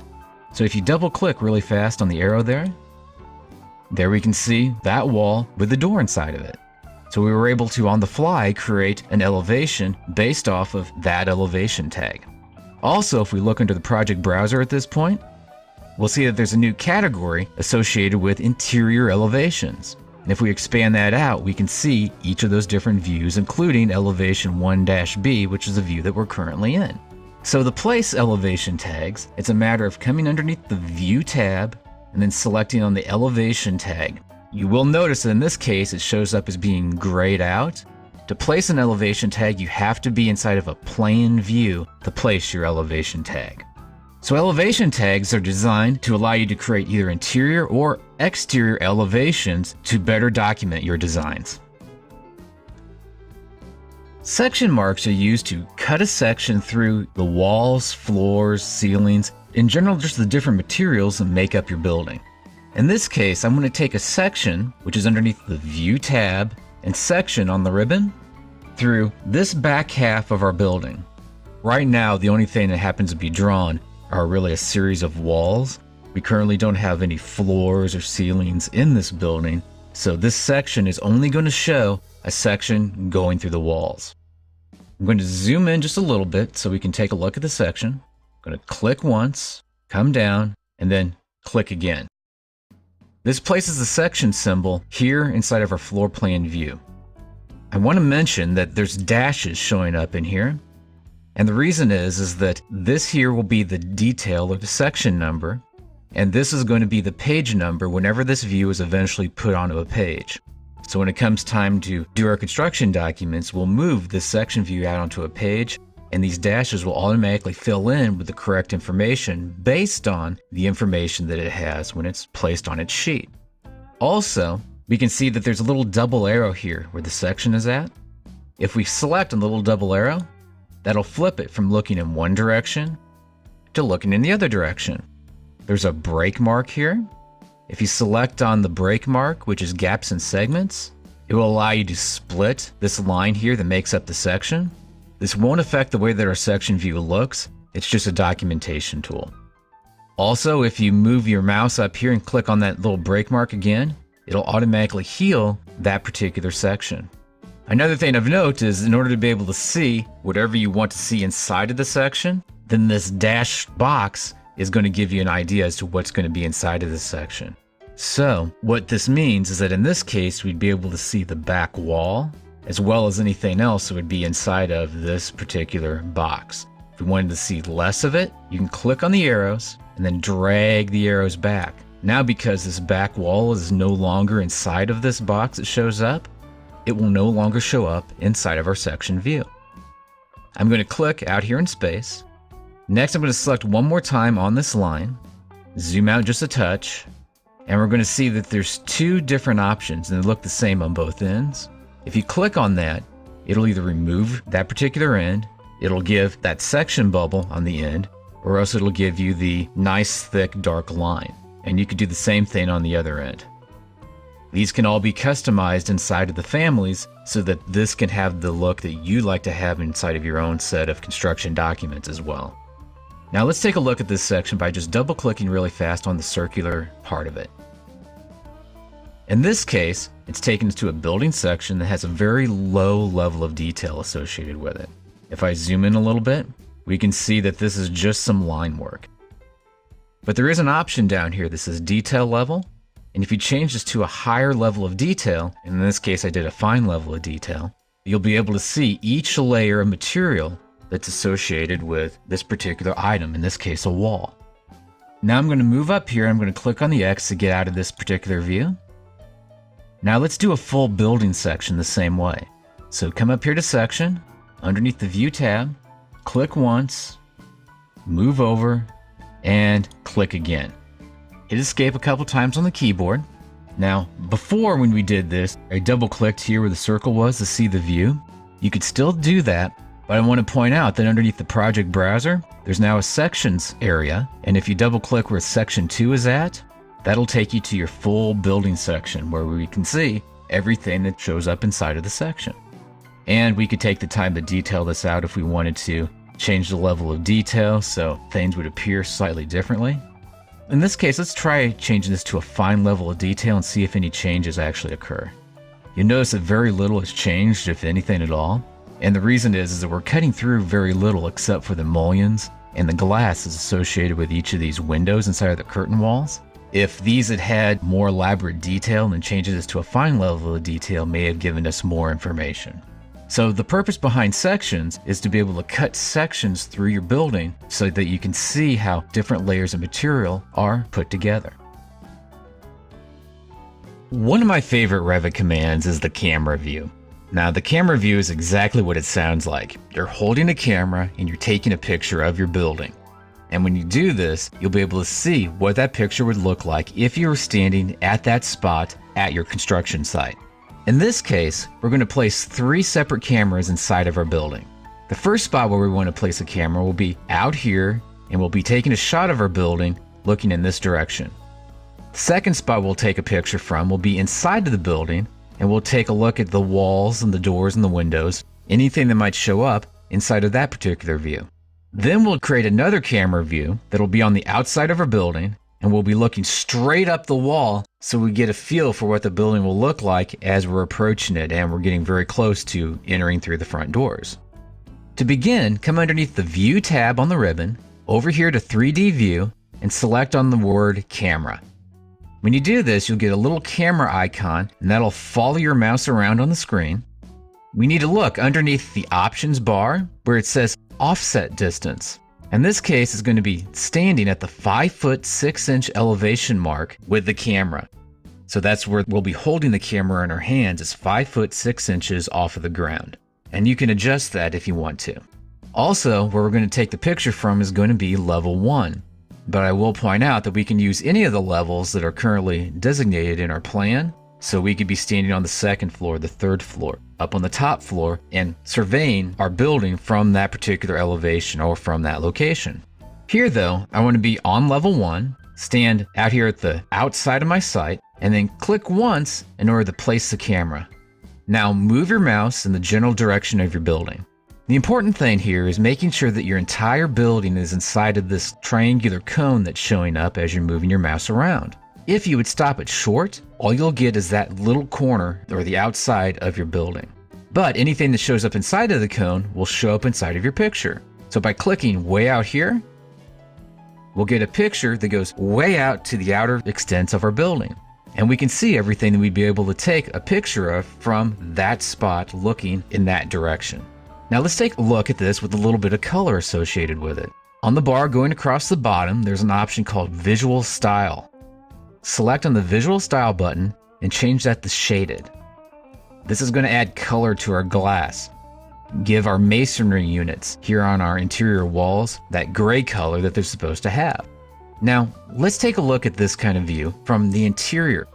Once again, we want to click here on this X up in the corner and then place a camera looking from here over in this direction.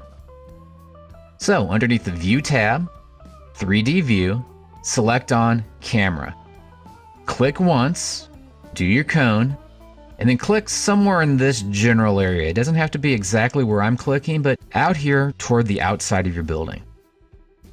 When you do this, you'll see your different curtain walls that are on the inside, the doors, some of the walls that are expanding up multiple floors, as well as different columns that are available there.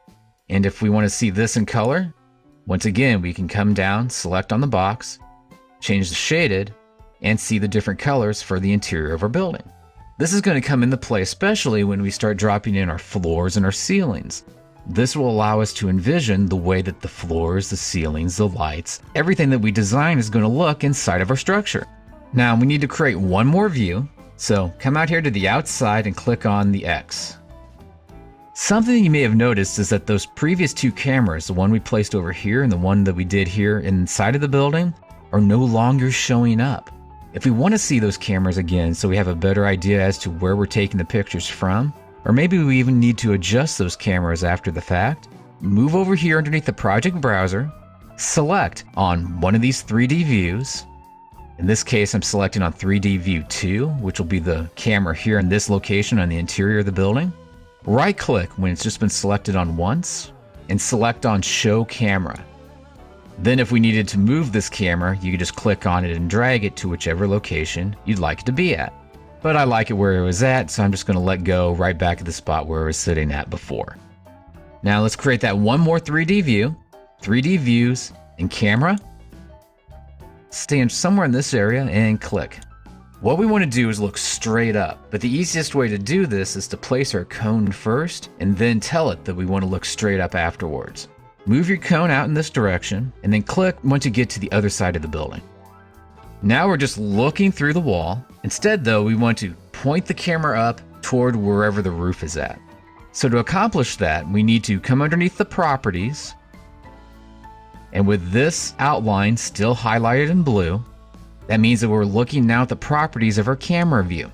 The eye elevation is where we were standing with the camera. That was the 5'6" I pointed here on the options bar.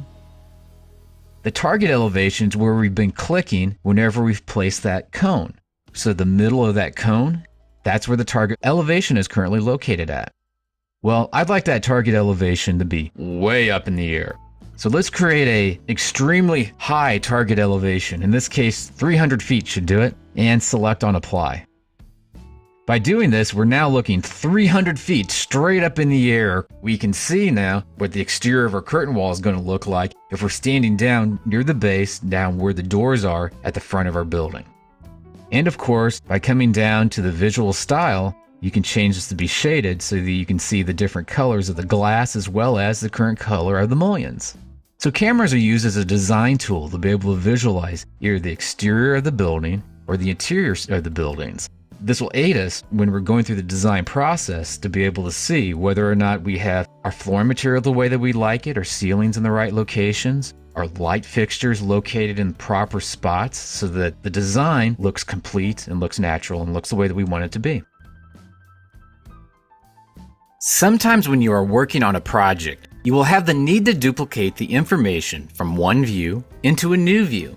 An example would be two floor plans at the same level. To create this duplicate, move your cursor over to the project browser, expand out floor plans, then select on Level 1. Right-click on Level 1, highlight Duplicate View, then select Duplicate with Detailing. Duplicate with Detailing creates an exact copy of that view, much like if you had a piece of paper and you put it through a copy machine. So select on Duplicate with Detailing, and now we can see we have a new duplicate view underneath the project browser, and it's called Level 1 Copy 1. We can rename this view by right-clicking on it, coming down to Rename, then call it Duplicate with Detailing. Then click on OK. If we look at Level 1, by just double-clicking on Level 1, we can see that this is the same view as the Duplicate with Detailing view, with the same information inside of it. What occurs now is if a piece of information should change in Duplicate with Detailing, then that information will not change in Level 1, assuming that that information is a piece of text or some kind of annotation. If we zoom in the Duplicate with Detailing view, so that we can see the number 7 in the doorway, and we zoomed in by just spinning the wheel on the mouse, we could then select on the number 7, which is a piece of annotation. And if you click and hold your mouse button down on it, you can then move the mouse to the side to move the number 7 over. This annotation symbol is now only moved inside of the Duplicate with Detailing view. If we look at Level 1, then zoom in by spinning the wheel on our mouse, we can see that the number 7 is still in the same location. But any three-dimensional object that gets changed will update in both views. If we zoom out by spinning the wheel on the mouse, then zoom in on this wall between the two bathrooms, we can then select on this wall, then click this arrow right here, and those double arrows have now moved that bathroom wall over to the other side. It's flipped the bathroom wall's face from being on the right-hand side to the left-hand side of the wall.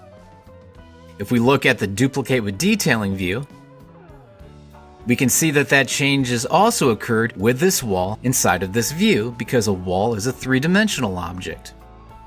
There are two other kinds of duplicating that we can do. move your cursor over, and once again, select on level 1, right-click, and this time move your cursor down, highlight over Duplicate View, but now select on Duplicate. You will notice that all the annotation is now gone. There are certain things such as these elevation tags, as well as the column grids which stay around. All the dimensions, any pieces of text, all of the tags for the doors and windows have now went away because when you just duplicate a view, it makes a duplicate of all the three-dimensional information. If we change any of the three-dimensional information, it will update in all the views. But by doing a duplicate, it gets rid of the text, dimensions, those sorts of things, so that we can now create such things as furniture plans or interior finish plans. The third kind of duplicating that we can do is if we once again move our cursor up to level 1, right-click on level 1, move down to Duplicate View, then Duplicate as a Dependent. We can see that it has now created a new view directly underneath level 1. Let's do this one more time. So once again, right-click on level 1, Duplicate View, and Duplicate as a Dependent. What dependent views allow you to do is make a change inside of the main view, and then that change will show up in both of the views that have been duplicated. Or vice versa is true. If you make a change in one of the dependent views, then that change will show up inside of the other view. This is sometimes needed if you have a view that's too long for a sheet and you need to make that view shorter so that that view can then show on one sheet and then another view can show on another sheet. An example of this would be if we right-click on either one of these dependent views, go down the rename, then call this left, click on OK, rename the other one by right-clicking on its title, going to rename, typing in right. We now have a left-hand view and a right-hand view. If we zoom out with this view, making sure that left is currently selected, we can now select on this box that goes around the view. This is called the crop region. Then click on this dot and pull it in. Now we just have the building on the left-hand side. If we click on this dot here, we can further crop it in. If we double-click on right, we can see that we have the view that has all the information in it. Once again, select on that box, grab onto that dot, pull it over. You can pull it over again. Now we have the other building over on the right-hand side, and that could be on the right-hand sheet. And finally, while we're here, go to the level 1 copy one, select on that. This is the view that we called duplicate, or that we actually just made a duplicate of. We want to call it duplicate. So let's right-click on that view name, move down the rename, and now name this view duplicate, and select on OK. Revit allows you to do what's called tile your windows so that you can see multiple views at the same time. To do this, we first need to have multiple views open. So if you don't already have multiple views open, come over here underneath the project browser and double-click on a few of these views, just so that you can have more than one view open at a time. In this case, I've opened up my levels 1, 2, 3, and 4, and even though we can only see one of these views at a time, really, all 4 of these views are open simultaneously. Now, to be able to tile them so that we can see them, underneath the View tab, over here above the word Windows, there are a couple different options. One is Cascade Windows. If you select on Cascade Windows, you'll be able to see each of your individual views and they're cascaded down the list.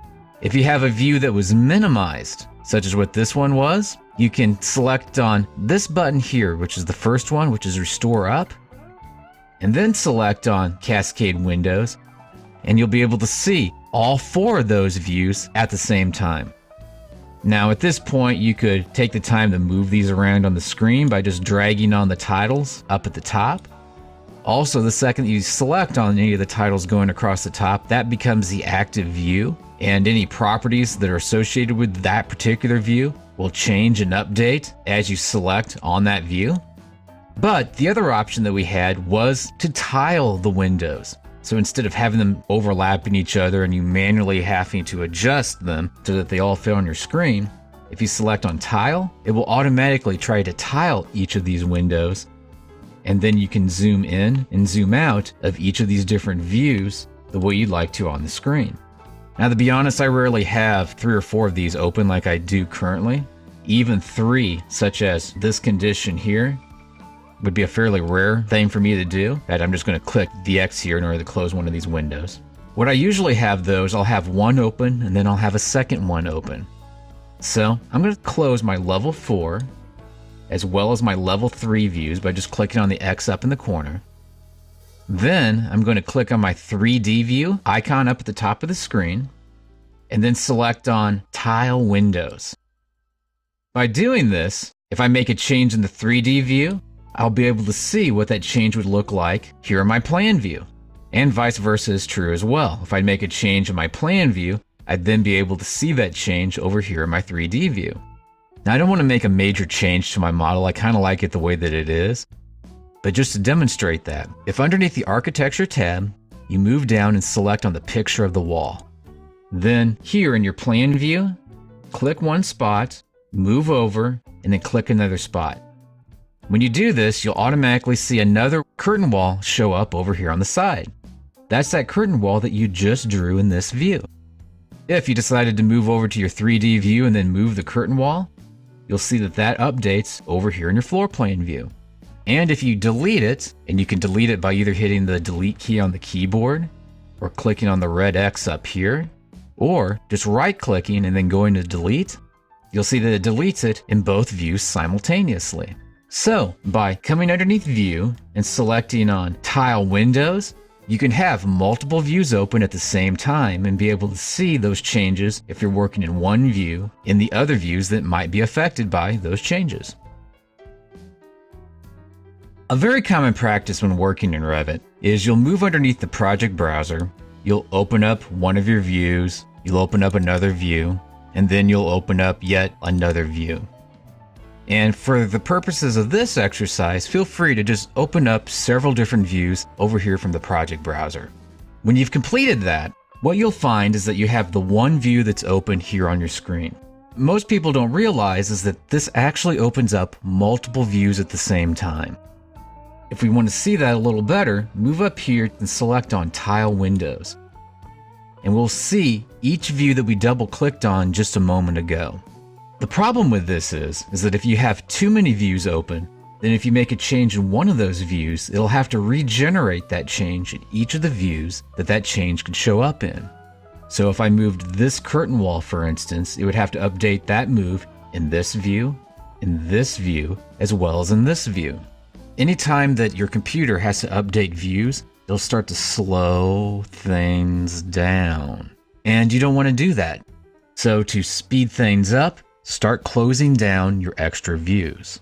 The fastest way to close these extra views is to find a view that you want to leave open. In this case, I'm going to choose on my floor plan level 1 view, and this is the only view that I want to have open. To do this, come underneath the View tab, and when this is fully expanded out, you can select Close Hidden. And any window that's hidden by this main window will now be closed down. We'll be able to see that if we choose on Tile Window, you'll see that it's expanded itself fully out. Or if we select right here on this button, Minimize, this was the only view that was left open after telling it to close the hidden windows. So to close your hidden windows, just remember to open up the view, expand it fully out on the screen that you want to keep, and then select Close Hidden from underneath the View tab on the ribbon. Now we need to go through the process of sheet creation. To do this, underneath the project browser, scroll down on the list, and you'll see that there's currently a category named Sheets, but it doesn't have anything underneath it. The reason is that we have not yet created a new sheet view that'll have our title block as well as these different views that we've been creating thus far in the project. To accomplish this, you have one of two ways that you can do it. The first way is to right-click where the word Sheet is at, and then selecting on New Sheet. This is the way that I have a tendency to do it the most often, but I'll point out that underneath the View tab up here as well, there's also an option for New Sheet. So regardless of if you select on that icon there, or click on New Sheet after right-clicking on the word Sheets, you'll come to this dialog box here, the New Sheet dialog box. From here, you can pick what size border that you want off of your list. For this project, we're just going to use the default Revit title block, and then click on OK. And this will bring up our title block. To pull some of this information, some of these views, over onto our sheet, what we can do is scroll up, find a floor plan that we want to put onto the sheet. And in this case, I'm going to select on this plan here that says Level 1. Click, hold your mouse button down, move your cursor over toward the sheet, then let go of your button. You'll see this box following you around on the sheet. We won't do this, but if we wanted to rotate this view on the sheet, we could change it right here on the options bar. But we can click, in this case right here, in order to place our floor plan view out on our sheet. We can do the same thing with some of our other views. In this particular case, I want to find a section view and then pull this section 1 out onto our sheet. And then click to place it there on the sheet. Also, as far as the creation of sheets is concerned, you'll have the title block that'll more than likely get automatically placed because that's just part of your selection process when you're creating the sheet. If you select on the title block and then zoom in down toward the bottom of it, you'll see that certain text shows up as being blue. Any of that text that shows up as blue, you can click on and type in whatever information makes sense to you. In the case of owner, go ahead and put your name here in the owner category. There'll be an option here that says project name. You can click there, and if you want to type in a project name there, feel free to go ahead and do that. And you can name this sheet or give the sheet a number that you'd want it to display when it comes time to print the set off, or be referenced by those details over here. Now, when I say referenced by those details, if we take a look here at the section box, we can see this is 2A101. It's pulling that A101 information from the sheet number down here. If we would click here in the box and change this to be sheet A102, we'll then be able to see this is now A102 up here on our section symbol. Also, if you zoom out and then take a look at this section over here, we'll see that it is number 2. And then by clicking on the view itself and then clicking on the number, we could change this to be a different number if we wished. If we in reality wanted this to be number 3, the third detail, simply change that to a 3. And then you'll notice that over here where that section symbol showed up, this is now section number 3. So the creation of sheets is done by right-clicking and doing a new sheet, or coming underneath view and selecting new sheet. Also, pulling these different views onto the sheet is done by finding the view over under the project browser, clicking, holding your mouse down, dragging to place that view on the sheet. And ultimately, all these sheets reflect the information that shows up in the project as well as down here on the title block. One of the functions that I use the most in Revit is activate views once they've been placed onto a sheet. Now, the process of activating a view is to zoom in on the view you want to be able to make a change to, clicking when that box shows up around the view, and it'll show up whenever you highlight over that view. When you do that, there'll be an option that says Activate View. Select on Activate View, and you'll notice that everything that's not directly in that view becomes grayed out. And from here, you can zoom in, you can zoom out, you can select on different things, and you can make changes directly to your model while you're in the sheet. So as a result of that, if you have a very tight sheet with lots of details all crammed around the view that you're currently working in, you'll know that you can draw your dimensions up to a certain point, put your text out to a certain point before crossing over all those other details. You'll know that you have your arrangement so that it reads correctly and appropriately on your sheet. Then whenever you've finished detailing it out, making the changes that you want to do, you then need to deactivate the view to go back to your sheet. To accomplish that, the easiest way is to just right-click, and there'll be an option there that says Deactivate View. As soon as you do that, you'll notice that everything is no longer grayed out, and you can then move over and then activate another view, such as select on the view, activate the view, make any changes that you need to the view, then right-click and deactivate view. So by accomplishing this, you can make changes directly on the sheet and see the relationships of all these changes that you're making to all the other views that are currently placed on the sheet. Once your views are on sheets, there's 3 different ways that you can scale your views so that they show up the appropriate size on your sheet. The first way is to go back into the view itself and just double-click where it has level 1 on the project browser. Here we have the scale of the view, and it's associated with this specific view. So if I select down there at the bottom and then change this to be 3/32 equals 1 foot, we can see what looks like the bubbles here have changed in their size and everything has actually rescaled itself. Well, the reality is that whenever you choose the scale down here associated with the view, the things that are pieces of text will stay the same size. In other words, it'll stay the same printed size. So an 1/8" piece of text will stay an 1/8" printed size piece of text. What we saw is that everything else scaled down and this text stayed at the same printed size when we changed it from down here. If we close this view down, we can see that this view, which was the same view that we just changed, is now smaller on our sheet of paper. We can verify this by selecting on the view, going over here to Properties, and then seeing what the view scale is associated with this view. Now this is the second way that you can change the scale of the view. Just by highlighting on the view, you can move over to the view scale, and instead of going back into the original view, you can change the view scale here. Select on 1/8" equals 1 foot. And you'll notice that it scaled itself back up again. But that text, like I mentioned before, is still at the same printed size. So you don't need to tell the text to be at a certain scale. When the text is originally set up, you pick text which happens to be the right size, 1/8 of an inch, 3/32 of an inch, and it'll always print at that scale. The third way that you can do it, and really it's probably the slightly more labor-intensive way, is to select on the view, come up to Activate View, and then change the scale of different scales that you have available. This is the same as going back into the original view and changing it there.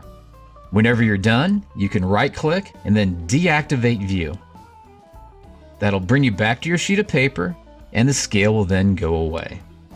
So, to adjust the different sizes of whether it be your floor plans, your sections, really anything inside of the Revit environment, all you need to do is highlight over it, select, and then either change the view scale here, or come up to Activate View, come down and change the scale related to the view down here, then right-click, deactivate view, or go back into the original view under the project browser and then change the scale of the view from that location. Once a drawing is on the sheet, one of the things that you can do is just isolate certain items in that drawing so that they're the only things that show up on the sheet. For instance, if I zoom in here, we can see that there's 2 different buildings actually in this drawing. This little outbuilding out to the side, and then there's the second building, which is our main structure. Each of these, more than likely, should have their own sheet. So what I'd like to do on this particular sheet will be to have the main building be on it, and sometime in the future we'll create another view that will have this other building on it. To accomplish that, and to make it so that only one of these is in the view, we need to use what's called a crop region to handle it.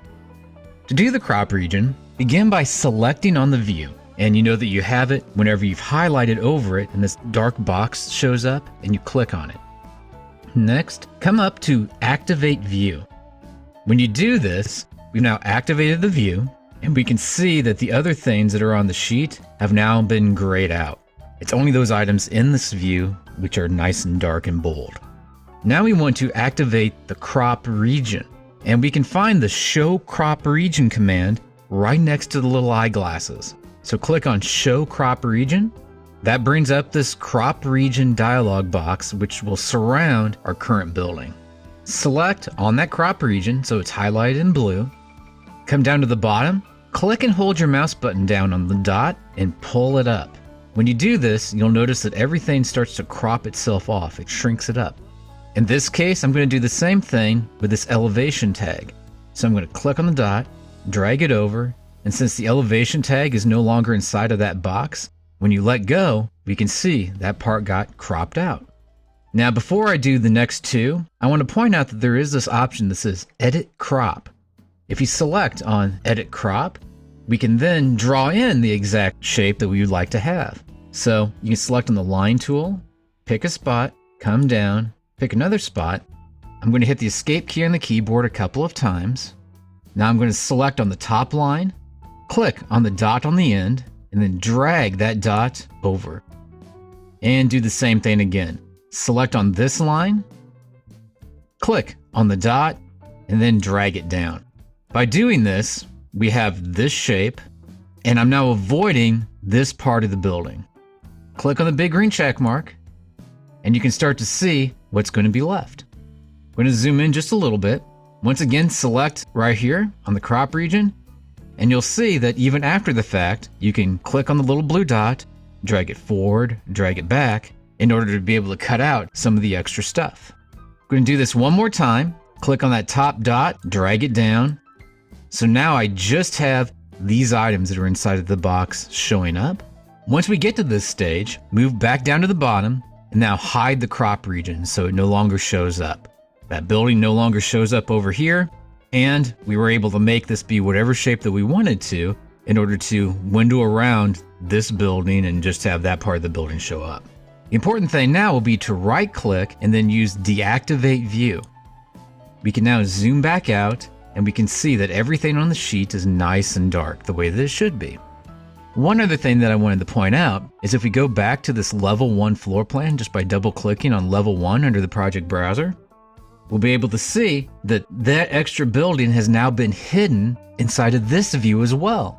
And the reason is that in the previous view, when we were on the sheet, we activated the view, which means we activated this view, the level 1 view, and then changed the crop region, which affects the level 1 view. Just to point that out, if we move down here and pick on that same little icon, Show Crop Region, next to the little eyeglasses, we'll be able to see that box that we ended up drawing and reshaping. And if we click back on the icon again, that box will go away. So the crop region allows us to crop down and just see those items that we want to be able to see inside of the view. When we placed our views onto the sheet, it automatically placed titles associated with each of these views right underneath the original view. In this case, if you highlight over one of your views, you'll see the title that's associated with it. Now, sometimes your titles will look a little bit too long. In other cases, it just won't be lined up in the exact spot where you'd like to be at. To manipulate this, all you need to do is move your mouse down and click on the title itself. While holding the mouse button down, you can drag the title to the position you'd like it to be in. Unfortunately though, by using this method, and I'm just zooming in by using the wheel on the mouse, there's no way to make this line here be shorter or be longer if that's the way you'd like it to be. So in order to adjust that, instead of clicking right here on the line, which as you can see does not give me any sort of dots or manipulation points, instead click here on the view itself. When you do that, you'll get a blue dot here as well as a blue dot here. And you can pull that blue dot from one spot to another in order to lengthen or shorten the line that's associated with your view titles. Also, when you place these views in, it'll automatically title them with the name that's associated with the particular view that it came from. In this case, it was level 1, and it got that information from over here. Now, it may be tempting to select on the view, and then click, and then type in the new name.